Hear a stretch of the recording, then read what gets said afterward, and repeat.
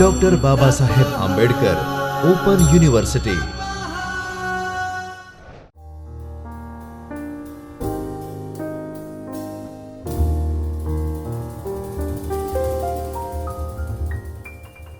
નમસ્કાર વિદ્યાર્થી મિત્રો, ડૉક્ટર બાબા સાહેબ ઓપન યુનિવર્સિટીના ચૈતન્ય સ્ટુડિયોમાં આપનું સ્વાગત છે.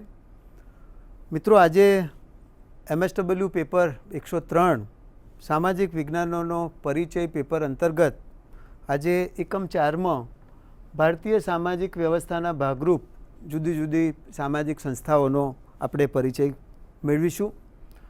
અગાઉના વ્યાખ્યાનોમાં સામાજિક વ્યવસ્થાને જાળવી રાખવા માટે સમાજમાં અલગ અલગ પ્રકારની જે કંઈ સંસ્થાઓ છે એમાં લગ્ન, કુટુંબ, ધર્મ, આ બધા જ મુદ્દાઓ વિશે આપણે બહુ વિગતે ચર્ચા મેળવી છે.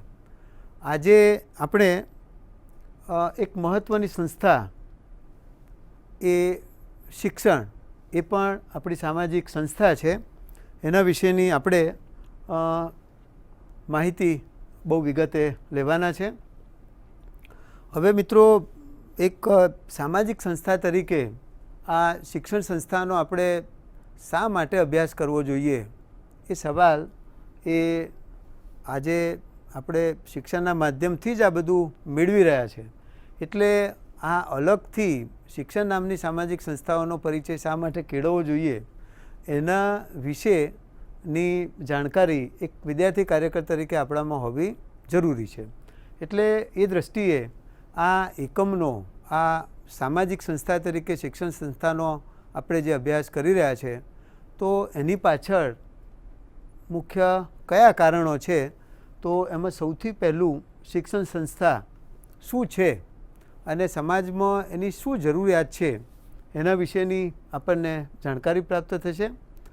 અને આ શિક્ષણની સાથે સાથે એની મૂળભૂત ફિલોસોફી વિશે, એના તત્વજ્ઞાન વિશેની આપણે માહિતી અને જાણકારી મેળવ્યા પછી શિક્ષણના માધ્યમથી જુદા જુદા કયા કયા પ્રકારના સામાજિક કાર્યો થઈ શકે અથવા કરી શકાય એના વિશેની જાણકારી, આ બે ઉદ્દેશો આ એકમના અભ્યાસ માટે આપણને એના વિશેની જાણકારી આ એકમના અભ્યાસના અંતે આપણને પ્રાપ્ત થશે.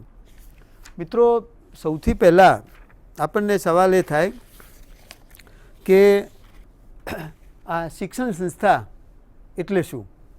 તો મિત્રો, સામાન્ય રીતે શિક્ષણનો અર્થ શાળા, મહાશાળાઓમાં પુસ્તકો અને શિક્ષકોની એક વ્યવસ્થા એમ કરવામાં આવે છે. એટલે કે શાળા, મહાશાળાની 4 દિવાલોની વચ્ચે જે કે આખી પ્રક્રિયા થાય છે, જે ભણાવવામાં આવે છે, એ મૂળ આખું શિક્ષણ છે. શિક્ષણ અંગેનો આ ખ્યાલ એ તદ્દન સાચો નથી, એવી રીતે તદ્દન ખોટો પણ નથી, પણ આ સવાલનો જવાબ એ અઘરો ચોક્કસ છે. ક્યાંક છે અને ક્યાંક નથી, એવી આ સ્થિતિ. અને એમાં આપણે મિત્રો શિક્ષણ લઈ રહ્યા છે, એટલે એમાં આપણને ખબર છે કે શિક્ષણ આપવા માટેની વાત આવે અને એમાં એટલે એનું એક ચોક્કસ પ્રકારનું માળખું હોય. દાખલા તરીકે એનો નિશ્ચિત અભ્યાસક્રમ હોય, આ અભ્યાસક્રમ શીખવા માટે વિદ્યાર્થીઓ આવતા હોય, આ અભ્યાસક્રમને શીખવા માટે અલગ અલગ ક્ષેત્રના નિષ્ણાત શિક્ષકો આવતા હોય, અને આ બધું શીખવ્યા પછી એની સમયાંતરે પરીક્ષા પણ લેવાતી હોય. મિત્રો, તમે પણ આ બધા આજે હું વ્યાખ્યાન આપું છું એના વિશેની સમજણ પ્રાપ્ત કર્યા પછી એ તમારી પણ પરીક્ષા લેવાની છે. એટલે એ રીતે આ શિક્ષણ જે છે એક ચોક્કસ પ્રકારના માળખામાં આ આખું એક ગોઠવાયેલું છે. અને એમાં આ મહત્ત્વની જે બાબત છે એ શિક્ષણના માધ્યમથી એ સમાજનો કઈ રીતે વિકાસ થાય એના વિશે સૌથી પહેલી વિચારણા આ શિક્ષણને જ્યારે એક સંસ્થા તરીકે આપણે અભ્યાસ કરીએ છીએ એ વખતે એક કાર્યકર તરીકે આ બધી બાબતો વિશેની જાણકારી એ આપણને હોવી જરૂરી છે. હવે મિત્રો, સવાલ એ થાય કે આ શિક્ષણ એટલે શું?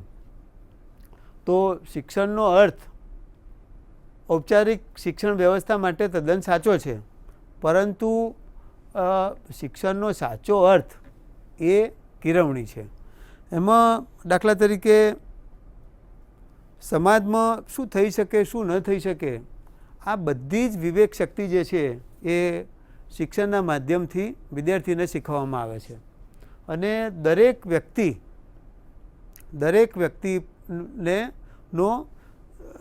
વ્યક્તિ ઉપર આખો શિક્ષણનો એક પ્રભાવ છે. તો શિક્ષણ એટલે એકમાત્ર ખાલી વાંચવું લખવું, લેક્ચર સાંભળ્યા, પરીક્ષા આપી, પાસ થયા એ નથી. પણ અહીંયા મૂળભૂત જે આખી શિક્ષણની ફિલોસોફી છે એમાં શિક્ષણ માં કેળવણી ઉપર એ સૌથી વધુ ભાર મૂકવામાં આવેલો છે.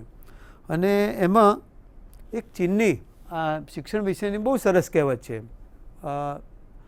ઘણા મિત્રો આ શિક્ષણ વિશેની કહેવતથી વાકેફ પણ હશે.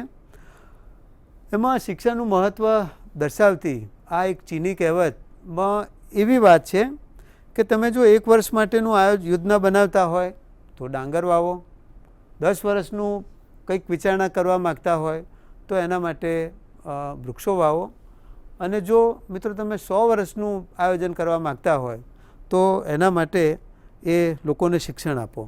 એટલે આ શિક્ષણના આ ચીનની જે પ્રચલિત કહેવત પરથી એ માનવ જીવનમાં શિક્ષણનું શું મહત્ત્વ છે એના વિશેનો આપણને ખ્યાલ આવી શકે છે.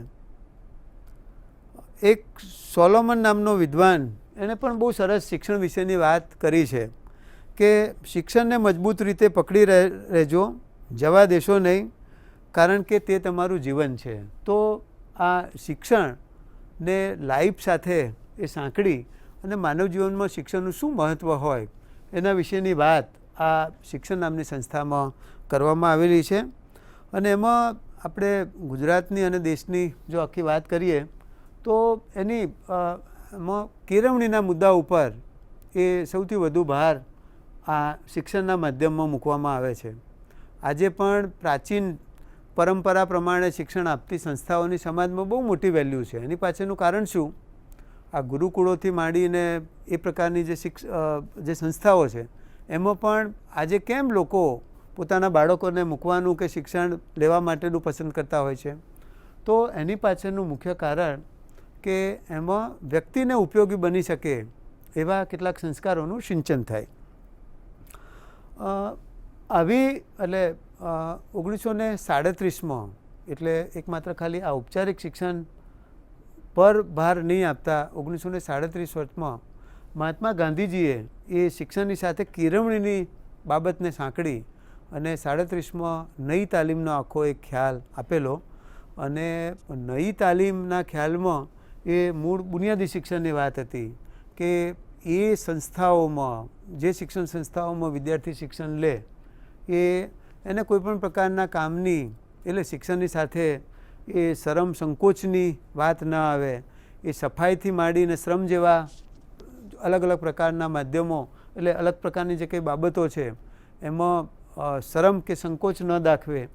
એટલે આ બધી જ બાબતો એમાં મૂળ શિક્ષણની સાથે કેળવણી એ ચીલાચાલુ વાંચન લેખન ગણનની બાબત જે ખરી એ મહત્ત્વની તો છે જ, પણ એ બધા સાથે એમાં શિક્ષણ સંસ્થામાં જઈ શાળામાં જઈ અને વિદ્યાર્થીની કેળવણી કઈ રીતે થાય એ બાબત ઉપર આ આઝાદી મેળવવાના આંદોલન દરમિયાન એ પૂજ્ય મહાત્મા ગાંધીએ પણ આ કેળવણી પર બહુ ભાર મૂકેલો.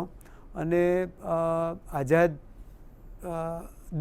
મેળવવાના આંદોલન દરમિયાન પણ મિત્રો તમે જુઓ તો ગુજરાત વિદ્યાપીઠ જેવી 1920માં આ શિક્ષણનું કામ કરતી, શિક્ષણની સાથે સમાજ વ્યવસ્થાનું કામ કરતી ગુજરાત વિદ્યાપીઠ જેવી સંસ્થાની સ્થાપના કરી.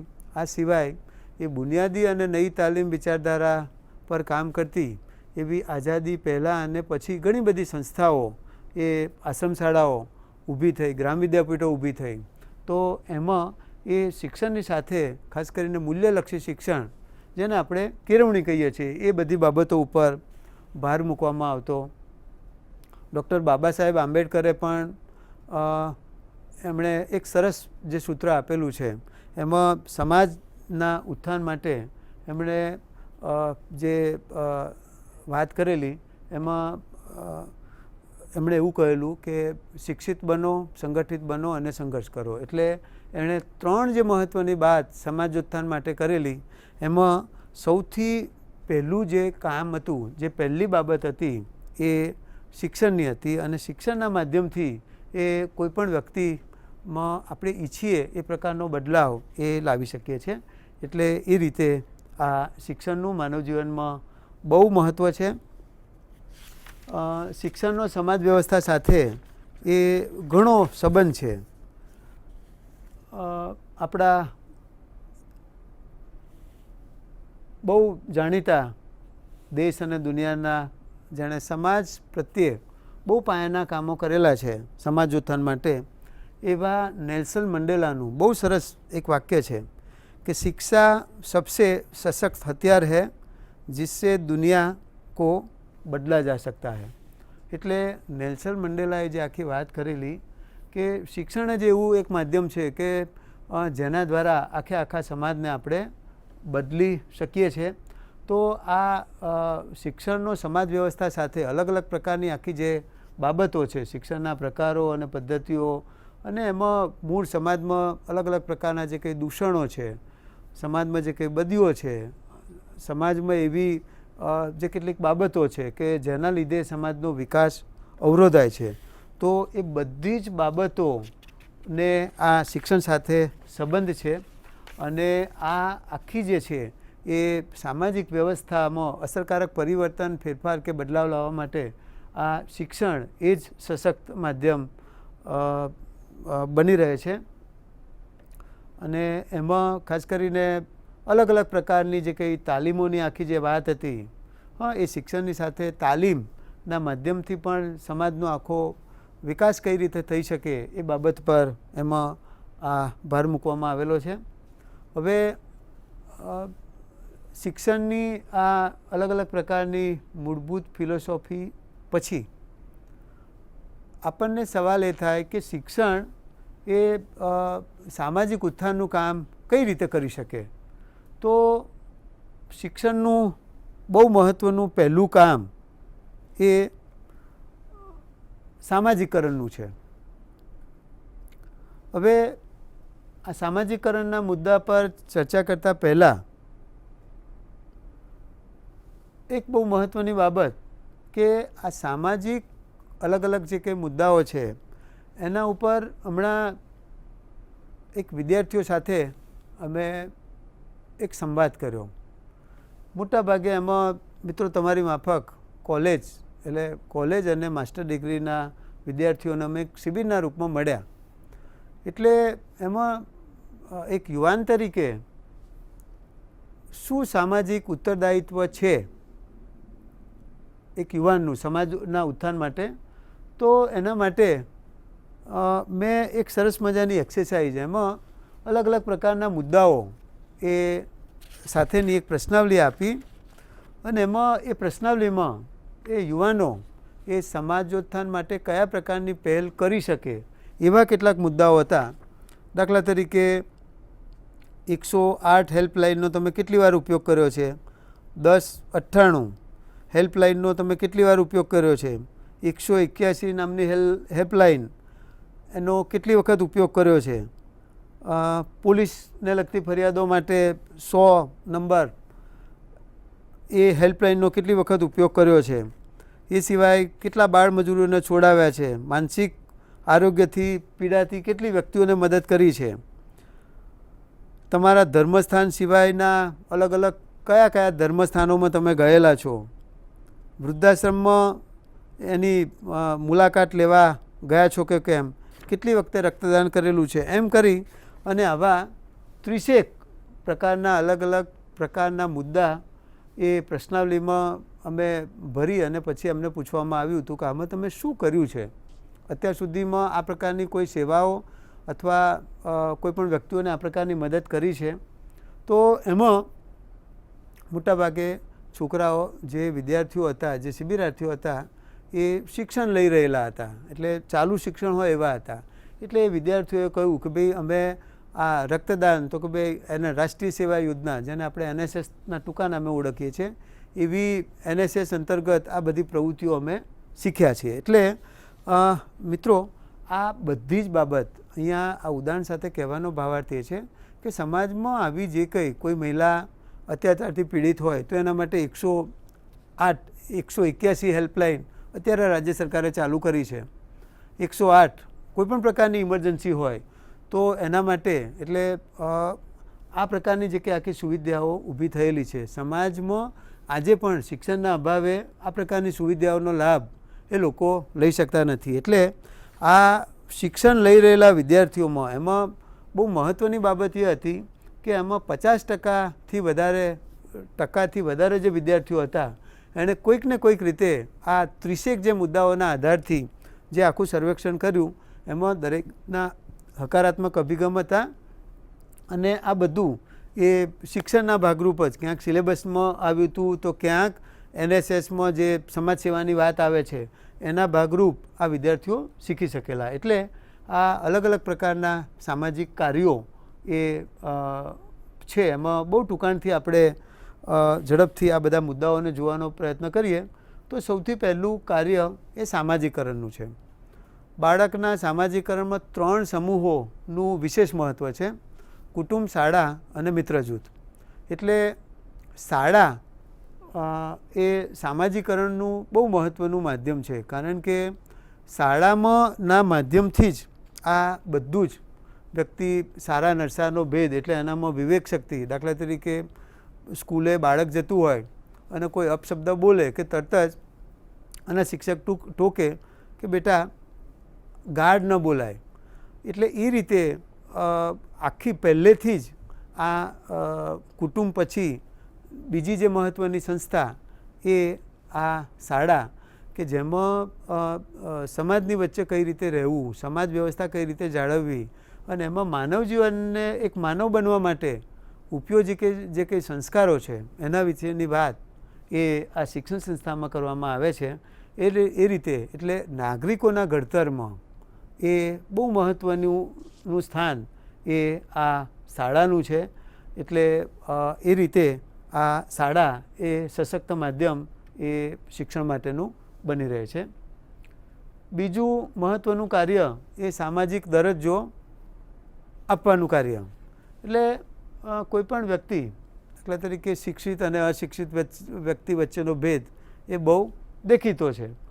એમાં કોઈ તાલીમ પામેલ કાર્યકર હોય અને તાલીમ પામ્યા વગરનો કાર્યકર હોય તો બંને વચ્ચેનો ભેદ એ દેખીતો છે કે પેલો કુશળ કામદાર છે એટલે એનામાં એક ચોક્કસ પ્રકારની રીત કે આવડત છે. મિત્રો, એ રીતે આ શિક્ષણ એ સમાજની જુદી જુદી વ્યક્તિઓને દરજ્જો, એક ચોક્કસ પ્રકારનું સ્થાન કે મોભો એને બહુ સામાન્ય ભાષામાં આપણે કહીએ તો મોભો આપવાનું કામ એ આ શિક્ષણ કરે છે. દાખલા તરીકે એમાં ડૉક્ટર, પ્રોફેસર, ઇજનેર જેવા અલગ અલગ પ્રકારના હોદ્દાઓ, અને એમાં પણ તમે જુઓ કે ભાઈ શિક્ષણ પેલું ભણ્યા પછી હમણાં જ ધોરણ 12ના પરિણામો આવ્યા તો કેટલાક વિદ્યાર્થીઓના જે સારા માર્ક્સ છે એ ડૉક્ટરી લાઈન પસંદ કરશે, ઇજનેરી લાઈન પસંદ કરશે અને પછી એનું શિક્ષણ પ્રાપ્ત કર્યા પછી એ સમાજમાં એનું એક ચોક્કસ પ્રકારનું મહત્ત્વ છે. એટલે એ કુટુંબની વ્યક્તિ આમ કહેશે કે ભાઈ મારો બાપ હોય તો મારો દીકરો ડૉક્ટર બન્યો, એ રીતે આમ ભારપૂર્વક ઉચ્ચાર કરશે. દીકરો જો કદાચ એન્જિનિયર બન્યો હોય તો એ ઇજનેર બન્યો છે, એ રીતે સમાજમાં એની એક ઓળખ બનશે. એટલે એ રીતે આ શિક્ષણનું કાર્ય એ એને એક ચોક્કસ પ્રકારનો દરજ્જો કે ચોક્કસ પ્રકારનું સ્થાન આપવાનું છે અને એના માટે એ અલગ અલગ પ્રકારની જે આખી જે કે શિક્ષણની વ્યવસ્થા છે એટલે એ રીતે એમાં શિક્ષણ પ્રાપ્ત કરી અને ચોક્કસ પ્રકારનો દરજ્જો કે સ્થાન એ કોઈપણ વ્યક્તિ એ લઈ શકે છે. ત્રીજું બહુ મહત્ત્વનું કામ એ શિક્ષણનું છે સામાજિક વારસાની જાળવણી કરવાનું કામ. દરેક સમાજે એનો પોતાનો ભૌતિક અને સાંસ્કૃતિક વારસો હોય છે અને જે પેઢી દર પેઢી વર્ષોથી એ ચાલ્યો આવતો હોય છે. જૂની પેઢીમાં સચવાયેલા જ્ઞાન એની કળા, સાહિત્ય, સંગીત, ચોક્કસ પ્રકારના હુનર ઉદ્યોગો હોય, સામાજિક રીત રિવાજો હોય, તત્વચિંતનો, આ બધી જ બાબતો છે એ પેઢી દર પેઢી એ એક જગ્યાએથી બીજી જગ્યાએ ચાલ્યા કરે છે. એટલે સામાજિક વારસાની જાળવણી એ બહુ મહત્ત્વનું કામ બની રહે છે, કારણ કે સમાજમાં અમુક પ્રકારની જે કંઈ બાબતો છે, દાખલા તરીકે લગ્ન સંસ્થા વિશેની વાત કરેલી, તો એ વખતે આપણે બહુ વિગતે આ મુદ્દાની ચર્ચા કરેલી કે હિન્દુ ધર્મમાં લગ્નને એક સંસ્કાર તરીકે ઓળખવામાં આવે છે અને એ લગ્નની પણ ચોક્કસ પ્રકારની આખી વિધિઓ છે. કઈ જગ્યાએ લગ્ન થાય, કઈ જગ્યાએ લગ્ન ન થાય, લગ્ન થયા પછી છૂટા પડવાની પણ આખી કાયદો અને વ્યવસ્થા ને બધું તો છે જ, પણ એ બધાની સાથે સૌથી મહત્ત્વની બાબત કે છૂટા પડવાની વાત હોય તો આખું એમાં જ્ઞાતિ પંચોની બહુ મહત્ત્વની ભૂમિકા અને કાયદા. કેટલાક સમાજોમાં તો કાયદા કરતાં પણ જ્ઞાતિ પંચો એ ખાસા આકરા હોય છે. એટલે એ રીતે પણ આ સામાજિક જે કંઈ બાબતો છે એને પેઢી દર પેઢી આ રીતે એનું વહન એ વર્ષોથી થાય છે. એટલે એની જાળવણીના કામમાં એ આ શિક્ષણ નામની સંસ્થાનું બહુ મહત્ત્વનું યોગદાન છે. એ રીતે અમુક પ્રકારના ઉદ્યોગો, દાખલા તરીકે પાટણના પટોળા એ આજે પણ વર્લ્ડ ફેમસ છે. તો ત્યાંના જે કંઈ વણાટ કામ કરતા લોકો, હવે આપણને બધાને ખબર છે, કદાચ કોઈકે જો એ પાટણની મુલાકાત લીધેલી હોય, આખી બહુ ઐતિહાસિક બાબત છે. વર્ષોથી અંગ્રેજ શાસન વ્યવસ્થાથી ત્યાં આગળ આ કામ બહુ કુશળતાપૂર્વક કરવામાં આવે છે. આજે બહુ ઓછા પરિવારો આ પટોળાના કામમાં છે, પણ આખું જે છે એ મિત્રો કહેવાનો ભાવાર્થ એ છે કે પટોળું, એક પટોળું બનાવવા માટે બહુ વધારે સમય લાગતો હોય છે અને એમાં કુટુંબના બધા જ સભ્યો એ જોડાયેલા હોય છે અને એ રીતે આખી જે કે વણાટની આખી કામગીરી છે એ પેઢી દર પેઢી, એટલે બહુ એક પેઢીથી બીજી પેઢીમાં એ સરસ રીતે જાય છે. એટલે આવી સામાજિક રીત રિવાજોની સાથે આવા જે કંઈ ઉદ્યોગો, નાના મોટા હુનર વિશેની જો વાત હોય તો એ પણ એ સરસ રીતે ચાલે છે. સંગીતની પણ વાત કરી, સાહિત્યની પણ વાત કરી. દાખલા તરીકે કોઈ સાહિત્યકાર હોય તો એ પોતે ઈચ્છે કે મારો દીકરો સાહિત્યકાર બને, કોઈ કવિ હોય તો એ પોતે ઈચ્છે કે મારો દીકરો કવિ બને. એટલે પેઢી દર પેઢી આ આખું જે છે એ સાંસ્કૃતિક બાબતો, આવી સામાજિક જે કંઈ બાબતો છે એનું વહન એ આ શિક્ષણના માધ્યમથી એ થઈ શકે છે.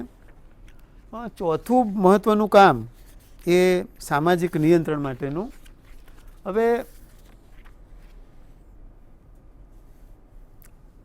સામાજિક નિયંત્રણ, દાખલા તરીકે સમાજમાં એવા ઘણા બધા મુદ્દાઓ હોય છે કે જેના લીધે એ સમાજનો વિકાસ એ રૂંધાય છે. દાખલા તરીકે એમાં અલગ અલગ ઉદાહરણના માધ્યમથી આખું જો આપણે જોવા જઈએ તો સ્થાપિત જે કંઈ હિતો હોય એને જડ મૂળથી એને ઉખેડવા મુશ્કેલ છે, પરંતુ આ આખી એક વ્યવસ્થા જાળવવાના ભાગરૂપ એના પર કોઈક રીતે નિયંત્રણ હોવું તો જરૂરી છે. એટલે એ રીતે દાખલા તરીકે હમણાં આપણે આઝાદી મેળવવાના આંદોલન વિશેની જો વાત કરી તો એ દરમિયાન એ ગાંધીની આખી જે લડાઈ એ માત્ર અંગ્રેજો સામેની નહોતી, પણ એની લડાઈ એ આખા સમાજમાં જે નિરક્ષરતા હતી, શિક્ષણનું પ્રમાણ ઓછું હતું, લોકોમાં લોકો પોતાના અધિકારો પર જાગૃત નહોતા, બેરોજગારીના પ્રશ્નો હતા, ગરીબી વ્યાપક પ્રમાણમાં હતી.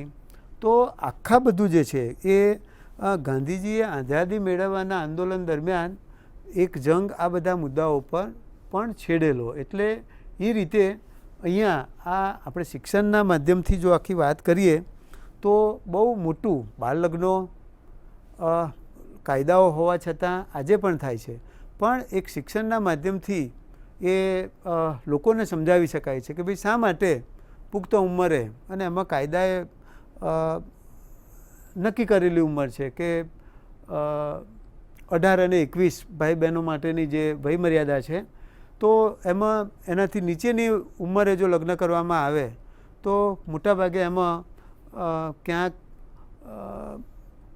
દીકરીઓનું મોત, કદાચ વહેલી ઉંમરે લગ્ન પછી જો એ પ્રેગ્નેન્ટ બને તો એવા કેસમાં આ બહુ મોટી મુશ્કેલીઓ એ થાય છે. એટલે આખી વાત જે છે કે એટલે બાળ લગ્નોની અટકાયતની વાત હોય કે શિક્ષણની વાત હોય, અમુક પ્રકારના કુરિવાજો વર્ષોથી અને એમાં આ બધા મુદ્દાઓના માધ્યમથી બહેનો પર અલગ અલગ પ્રકારના અત્યાચારો આજે પણ થાય છે. એટલે આ બધી જ બાબતો એ કાયદા કે બંધારણની વિરુદ્ધ છે. એટલે આ બધા નિયંત્રણો, સામાજિક નિયંત્રણ ને એ કરવામાં શિક્ષણની બહુ મહત્ત્વની ભૂમિકા બની રહે છે. હવે મિત્રો, આ નિયંત્રણની જ્યારે વાત આવે છે એટલે એ વખતે ફિલ્ડવર્ક કરતા એક સામાજિક કાર્યકર તરીકે આપણને એક સવાલ એ થાય, અને કેટલાક મિત્રો જે ફિલ્ડવર્કમાં નિયમિત જાય છે અને અમુક પ્રકારના મુદ્દાઓમાં જે દરમિયાનગીરી કરે છે અલગ અલગ પ્રકારના પ્રશ્નોમાં, તો એમાં આ સમાજમાં જ્યારે કોઈપણ પ્રકારના નવીન વિચાર સાથે જ્યારે આપણે જઈએ છીએ એટલે એ વખતે કંઈક નવું કરીએ એટલે સૌથી પહેલાં સમાજમાં આપણી એક અવગણના થાય, પછી થોડા સમય પછી ક્યાંક મશ્કરી અને એનો નાનો નાનો વિરોધ પણ થાય, અને પછી એની સામાન્ય નોંધ લેવાય કે ભાઈ આ ભાઈ બાળ લગ્નની વાત કરે છે, એ વાત તો સાચી છે, બાળ લગ્ન ન થાય, પુખ્ત ઉંમરે લગ્ન કરાવાય. અને છેલ્લે આ 3 પ્રક્રિયાના અંતે ચોથી વખત, એટલે ચોથું આખું જે સ્ટેપ છે એ ધીરે ધીરે આખી સ્વીકૃતિ થાય. એટલે આ શિક્ષણના માધ્યમથી સમાજની આખી કાયાપલટ થઈ શકે એમ છે. અને આવા બધા જ એ આજે ધર્મના નામે બહુ જ બધી અંધશ્રદ્ધાઓ આપણા સમાજમાં વ્યાપક છે. દહેજ પર પ્રતિબંધ હોવા છતાં, એના માટેના કાયદાઓ હોવા છતાં પણ આજે પણ લગ્ન પ્રસંગે બંને પક્ષે જુદા જુદા પ્રકારની વસ્તુઓની લેવડ દેવડ થાય છે. એટલે એ રીતે મિત્રો આ બધા જ મુદ્દાઓ, આ બાળ લગ્ન કેમ ન કરવા જોઈએ, અંધશ્રદ્ધાથી દૂર શા માટે રહેવું જોઈએ, આ બધા જ મુદ્દાઓ પર આ આખું જે કંઈ એક સરસ એક સમજણ ઊભી કરવા માટે આ શિક્ષણ એ બહુ મહત્ત્વની સંસ્થા છે. અને જે સમાજમાં શિક્ષણનું પ્રમાણ વધ્યું છે ત્યાં આગળ એવરેજ તમે જુઓ તો સામાજિક દૂષણો ઘટ્યા છે. અમુક પ્રકારના આરોગ્યને લગતા પ્રશ્નો જે છે તો એ પ્રશ્નો ઘટ્યા છે. જ્યાં શિક્ષણ છે ત્યાં આગળ આપણે બાળ લગ્નની વાત કરતા હોય તો શિક્ષિત સમાજમાં બાળ લગ્નનું પ્રમાણ ઘટ્યું છે. એટલે આ બધા જ આપણા સમાજમાં અત્યારે વ્યાપેલ તમામ પ્રકારના દૂષણો કે પ્રશ્નોનું આખું લિસ્ટ કરીએ અને એમાં કયો પરિવાર શિક્ષિત છે અને કયો પરિવાર અશિક્ષિત છે, આ બે વિશે એક આપણે સામાન્ય સમજણ એ કરીએ તો આપણને ખ્યાલ આવે કે શિક્ષિત સમાજમાં અમુક પ્રકારના પ્રશ્નો એ ઓછા હશે, અમુક પ્રકારના પ્રશ્નો એ અશિક્ષિત સમાજમાં જ હશે. એટલે આ શિક્ષણ એ સમાજ વ્યવસ્થા જાળવવા માટે બહુ મહત્ત્વનું માધ્યમ છે. અને જે સમાજમાં કે જે રાષ્ટ્ર, એમાં જે રાષ્ટ્રમાં શિક્ષણ ઉપર સૌથી વધુ ભાર મૂકવામાં આવે છે એ જ સમાજના લોકો એ તંદુરસ્ત હોય છે. એટલે હમણાં એક સરસ વાત અમે ગ્રુપમાં એક ચર્ચા કરતા હતા, એમાં એક વાત એ હતી કે આજે કોઈપણ રાષ્ટ્રને, કોઈપણ દેશને એ અણુબોમ્બથી નષ્ટ કરવું તો બહુ સહેલું છે, પણ એનાથી સૌથી અગત્યની બાબત તો આ જો એ એટલે એમાં શિક્ષણ નામની વસ્તુ પર જો એ રાષ્ટ્રમાં ભાર મૂકવામાં ના આવે તો સમાજની આખી વ્યવસ્થા એ છિન્ન ભિન્ન થઈ જાય છે. અને એમાં કેટલાક ઉદાહરણો પણ હતા કે ભાઈ ઓછા માર્ક્સે પાસ થયેલો વિદ્યાર્થી ડૉક્ટર બને તો કઈ રીતે, કેવો ડૉક્ટર બને, એ એન્જિનિયર બને તો કેવો એન્જિનિયર બને.